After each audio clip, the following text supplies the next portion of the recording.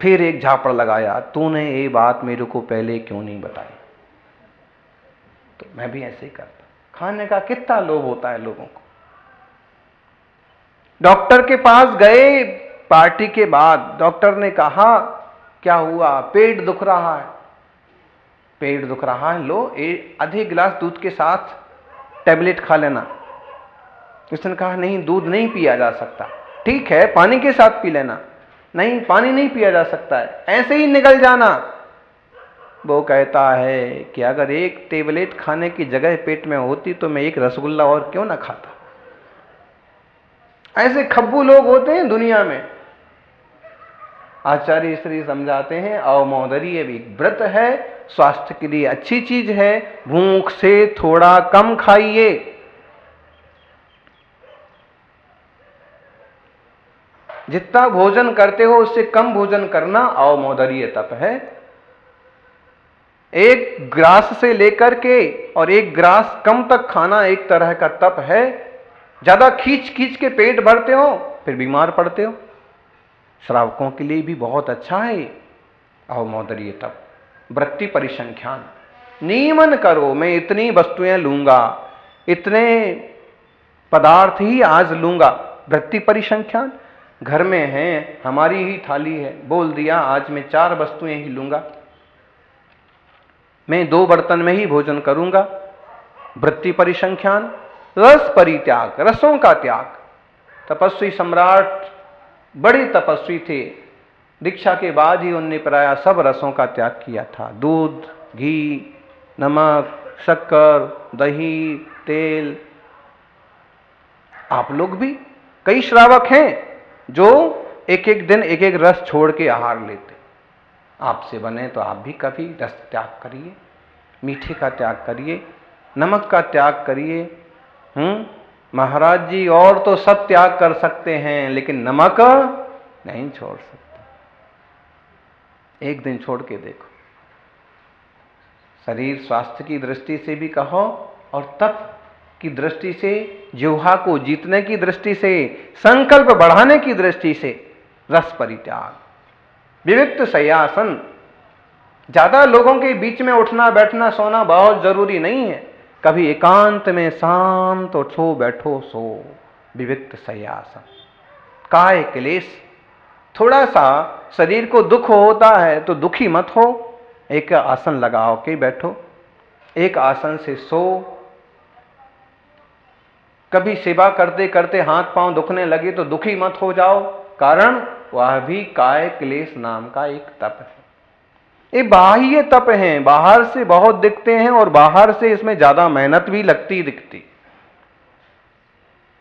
इनका अच्छे से पालन करना मुनिराजों का तो कर्तव्य है ही, श्रावकों को भी इनका पालन करना चाहिए। बहिरंग तप के अलावा अंतरंग तप भी 6 ही है। विनयो वैयावृत्यम परायश्चित्तम तथैवचोत्सर्गः स्वाध्यायोऽथ ध्यानम भवति निषेध्यम तपोन्तरंगमिति। अंतरंग तप 6: विनय, वैयावृत्य, प्रायश्चित, कायोत्सर्ग, ध्यान, स्वाध्याय। प्रायश्चित, विनय, वैयावृत्य, स्वाध्याय, विसर्ग, ध्यानान्युत्तरम। विनय एक तप है। कई बार हमको गुरूर आता है, अहंकार आता है और हम अपने से बड़े गुरुजन पुरखों को भी वंदन नहीं करते हैं। क्या है बोले इनमें, मैं तो विधायक धारा सब हूं, ये क्या है? नहीं, बाहर की पद प्रतिष्ठा के पीछे भगवान का, गुरु का अपमान, बड़ों का अपमान नहीं कर सकते। विनय भावना, अंतरंग से झुकना पड़ता है, भीतर से बहुत मुलायम बनते हैं तो विनय आता है। वैयावृत्ति करना, वैयावृत्ति बहुत ही महत्वपूर्ण शब्द है। वैयावृत्ति का मतलब सेवा। आजकल तो बच्चे अपने माँ बाप की भी सेवा नहीं कर पाते, जबकि आस-पास पड़ोस गांव वालों की भी सेवा करो, गुरुओं की सेवा करो, वैयावृत्ति। सेवा करने के लिए भी जुगना पड़ता है। सेवा धर्मः परम गहना। कठिन है सेवा धर्म। सामने वाला क्या सेवा चाहता है और हम किस ढंग से करेंगे कि वो खुश रहे। कई बार अच्छा करने की कोशिश करते हैं और सामने वाले नाराज हो जाते हैं।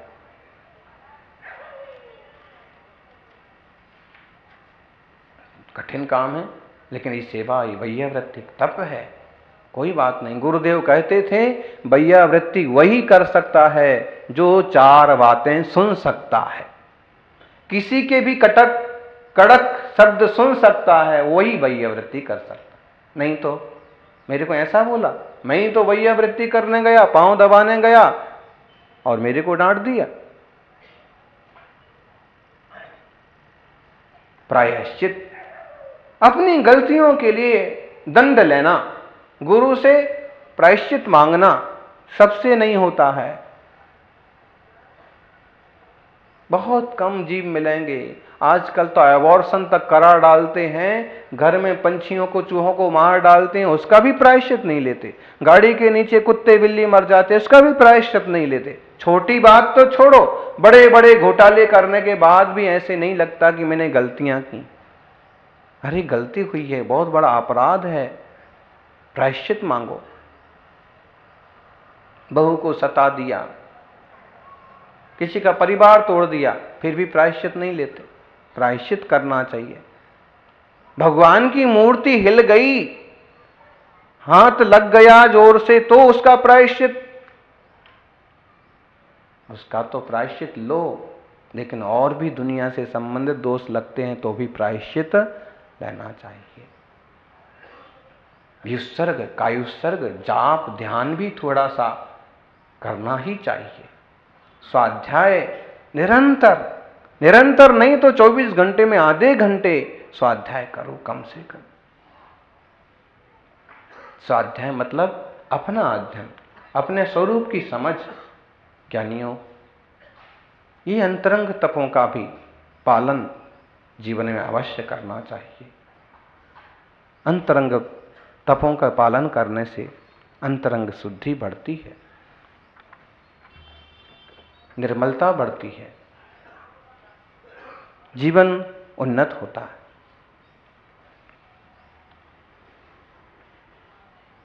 ज्ञानियों,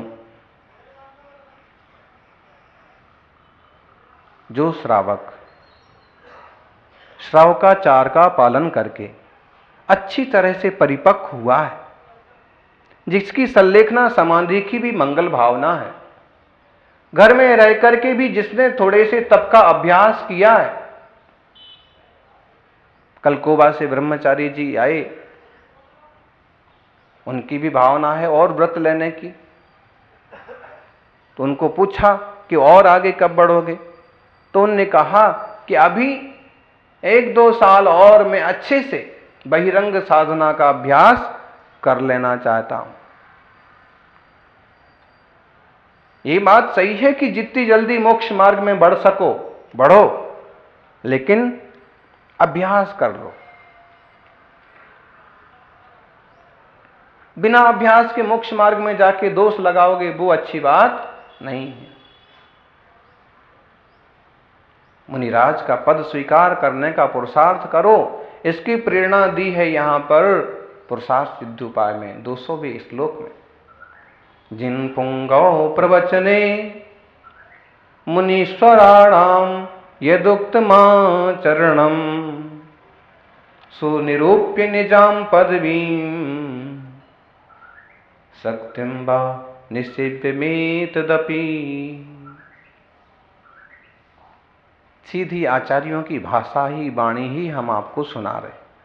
कई बार लोगों को लगता है कि श्लोक कठिन हैं, श्लोकों में मन नहीं लगता, लेकिन लगा के तो देखो किस तपस्या से तपे हुए अक्षर हैं, शब्द हैं, कैसा उनका हृदय बोल रहा है कि देखो, जिन भगवान के प्रवचन को सुन करके अब आपको मुनीश्वर के आचरण की भी तैयारी करना चाहिए। आपको अपनी पदवी के अनुसार क्षुल्लक एलक के व्रत लेना चाहिए और अपने आप को परिपक्व समझते हो तो मुनिराज की विशुद्ध दशा को पाने का भी पुरुषार्थ करना चाहिए। कठिन है संयम तक पहुंचना। कार्तिकीय अनुप्रेक्षा में आता है, गिन्नति मुंचदि जीवो बेसम्मते असंख बाराओ, पढ़म कसाय विनाशम देश भयम कुणदे उपकसम। यह जीव उपसम सम्यक और क्षयोपसमिक सम्यक को तो बहुत बार स्वीकार लेता है, कदाचित देशभृत भी स्वीकार लेता है, लेकिन मुनिराज का पद फिर भी इसके लिए दुर्लभ ही होता है, कठिन ही होता। इतना आसान नहीं समझिए।